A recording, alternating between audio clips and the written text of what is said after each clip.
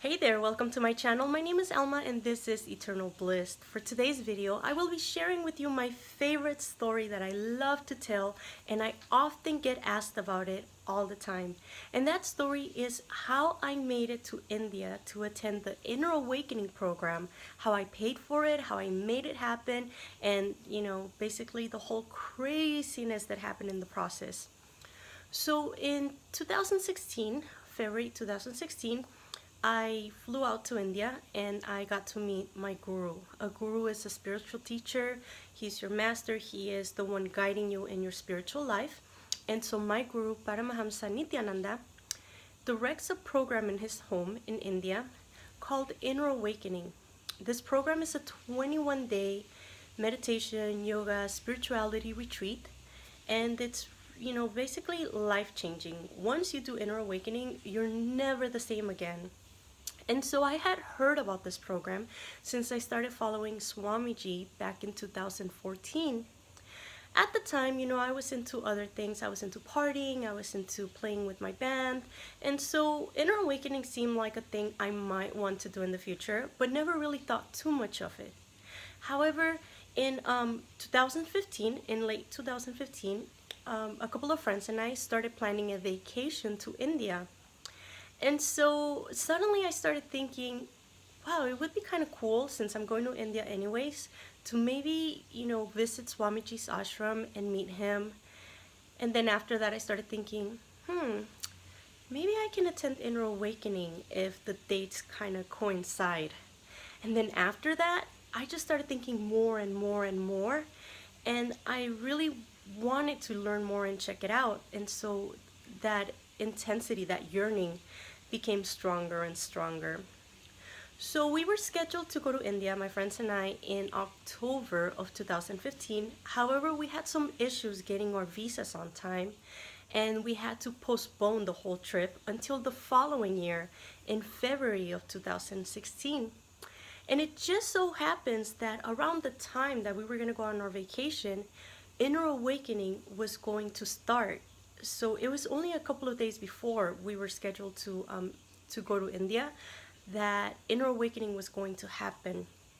And so that thought, that nagging thought of, oh my God, I really want to meet Swamiji, I really want to go to India, I'm ready to change my life, was just there, growing stronger and stronger. It was like such a deep yearning.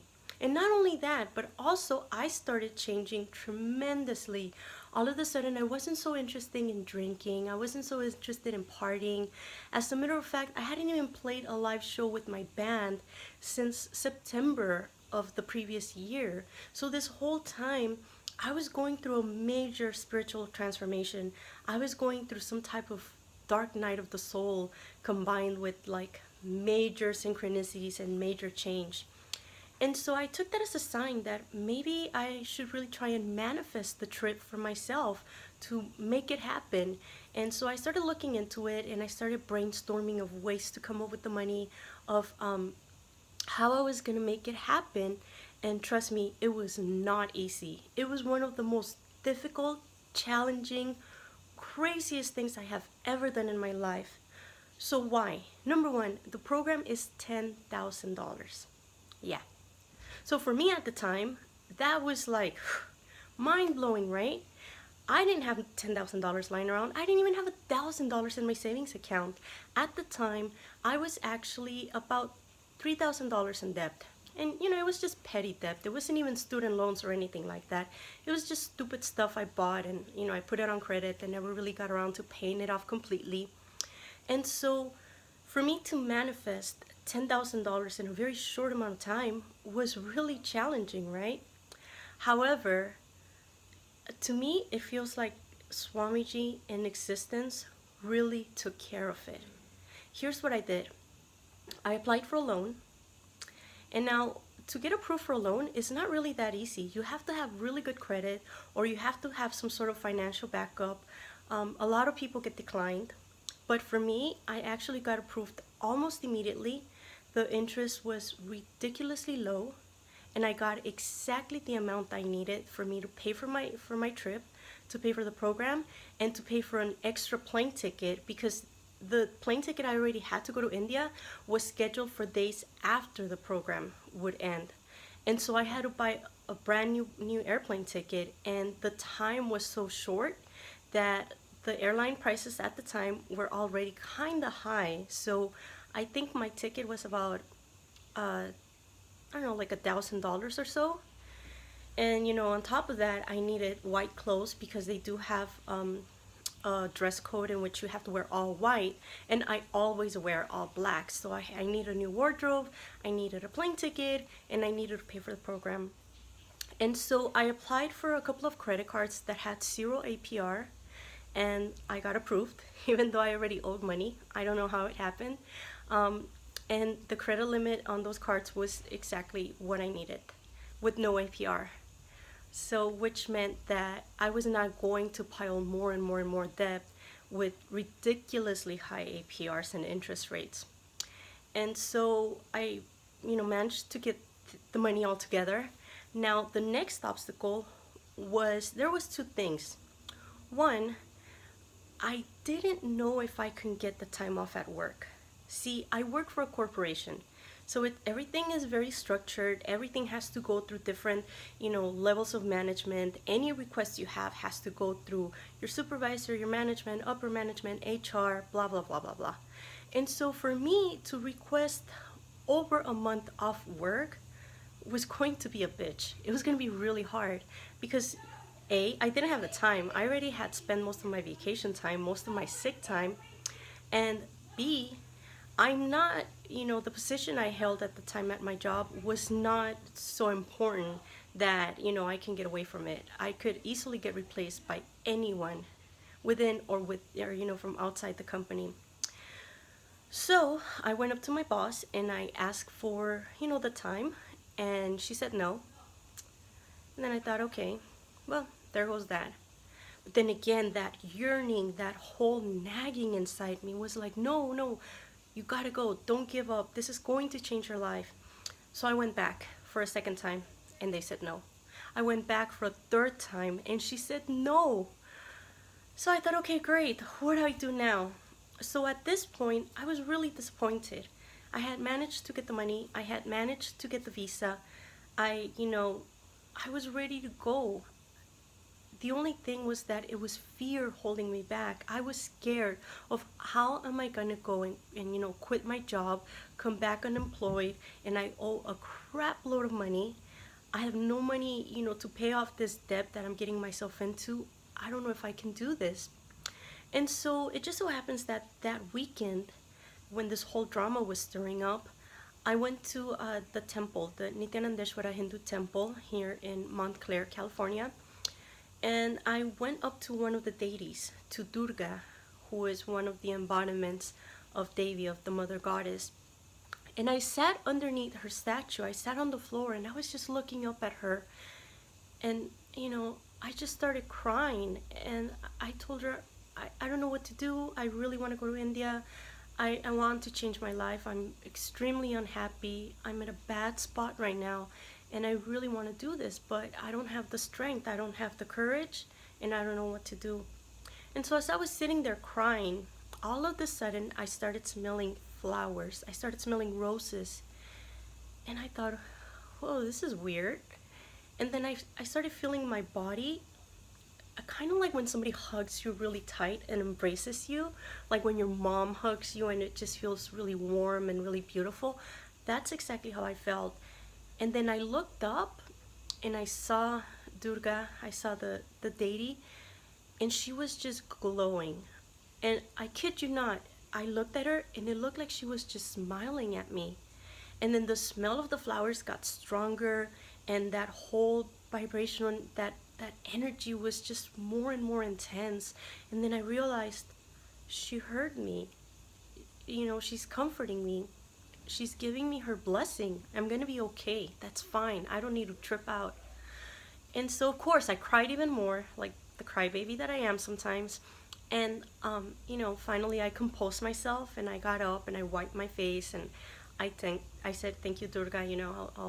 I'll go back and ask for the time one more time, and if my manager says no, then I'm gonna quit and I'm just gonna do it. I don't care. And so Monday comes around. Oh God. So I'm driving to work and I'm super nervous because I already made, this will statement, this promise to myself and to Durga, to a deity, that I was gonna have the courage to go back there and either quit or get the time. And so I'm driving to work and I walk up to the office and I go straight to my supervisor and I tell her, I said, "Good morning, how are you?" And she looks at me and she's like, "Oh, I'm good." And I go, "Can I talk to you in private?" And she looked at me and she goes, "Sure, okay." And so we go into an office and I was like shaking and I was so nervous. And then I said, "You know what? I've already asked 3 times if I can go to India for, a couple of weeks. And 3 times I've been told no. So I'm asking again. I already have my ticket. I'm leaving on Monday. And if I don't get the time, then thank you so much for giving me the opportunity to work here. I love you. I love my job. But I'm sorry. I'm leaving. I need to go." And she just looked at me and she was like, "Whoa, okay." So she said, "Give me a minute.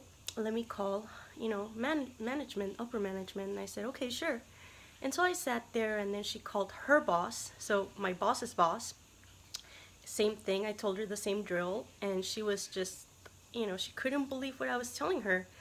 And then next thing you know, she said, "You know what, let me think about this and I'll get back to you." So I went back to my desk and, I started doing my job as I always do. And a couple of hours later, I got a call from Human Resources. And my supervisor came up to me and she said, "I don't know how you did it, but you're going. You got the time. Go to Human Resources, sign some paperwork so that you can get a leave. And you will be covered for your whole vacation that you originally had planned.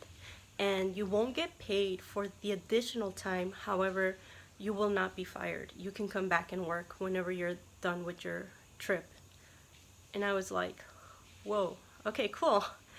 So yeah, so I got the time. I made it happen. And the next thing you know, I was on plane to India to meet my master. And so that's basically how I manifested it for myself. There were other obstacles that I really don't want to get into just to keep this video short. But those obstacles were in the form of people trying to prevent me from doing it. My whole sense of loyalty to people, my whole sense of feeling guilty about, whether should I do something for myself or should I do something for others. Insecurity, self-denial, self-hate, where I thought, who am I to even try and do this? So it was a lot of emotional stirring that happened to me during that time. However, all of it was just part of the experience. See, Swamiji says that inner awakening begins the moment that you decide you're going, and that everything, all the drama and turmoil and all of the troubles that you go through before even getting to India are part of the whole journey to give you that spiritual awakening and that spiritual growth. And so all of the craziness that happened eventually led into me becoming the person I am here shooting this video today. So it was definitely worth it. And for those who are wondering, when I came back, yeah, I owed a lot of money, but guess what? I got my taxes, I got a raise, I got a promotion, and basically the whole trip paid itself off. Like, I didn't even feel that much pressure. The money was always available and everything just worked itself out. So trust in existence, trust yourself. And if you're looking to make that decision, then I honestly wish you the best and tatastu, make it happen. Alright guys, well, thanks for watching this video, and sorry it went for a little bit longer than usual, but I hope you enjoyed it. If you liked this video, subscribe to this channel, share, comment, like, you know the whole drill. Until next time, see ya!